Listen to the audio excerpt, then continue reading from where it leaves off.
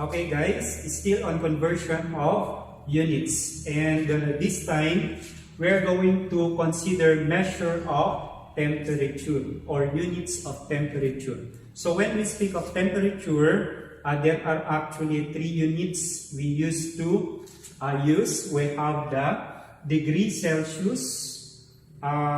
This degree Celsius is in honor of the Swedish astronomer Anders Celsius. So degree Celsius is named after a Swedish astronomer Anders Celsius. Then we have also the degree Fahrenheit.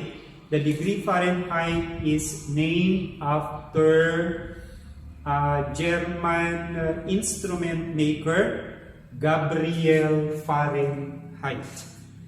So aside from the Celsius and Fahrenheit, we also have the Kelvin, unit of temperature. Okay, so converting degree Celsius to degree Fahrenheit.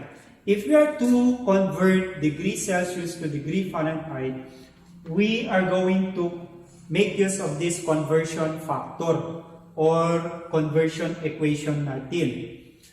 This conversion equation is your degree Fahrenheit is equal to 5/9 of the given degree Celsius plus 32. So we are going to get the 9/5 of the degree Celsius. Then we add it to 32. That is now equivalent to degree Fahrenheit.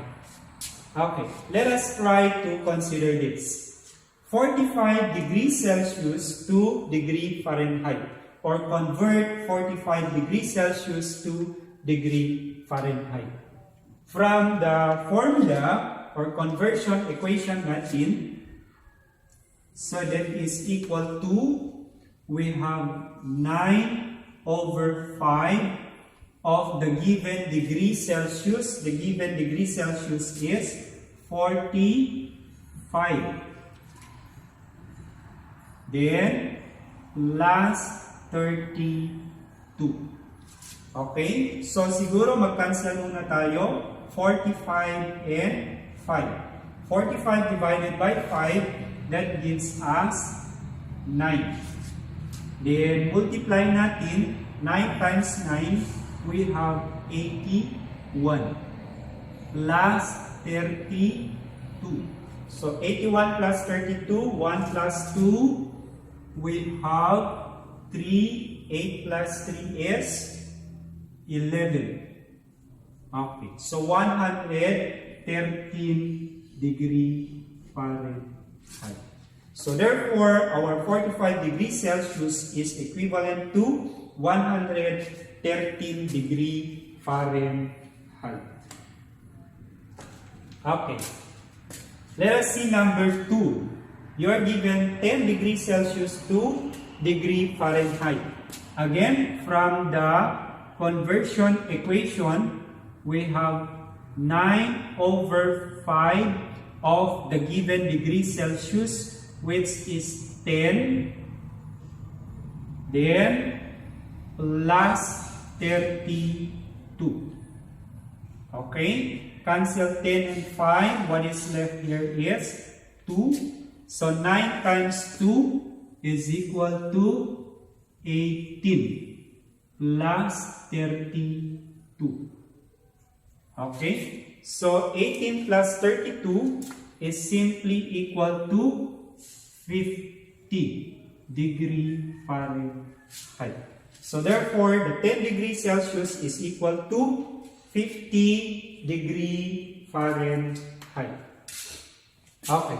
Let us see number 3. For number 3, you are given 100 degrees Celsius to degree Fahrenheit. So again, from the conversion equation, we have 9/5 of the given degree Celsius, which is 100. Then, plus 32.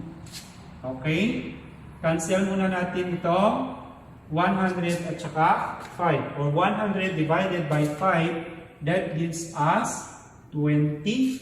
Then 9 times 20, we have 180 plus 32. So that gives us 212. Tama ba? Okay. 212 degree Fahrenheit. 212 degree Fahrenheit. So our 100 degree Celsius to degree Fahrenheit is 212 degree Fahrenheit. By the way, yung 100 degree Celsius natin, that is actually the boiling point of water. Okay.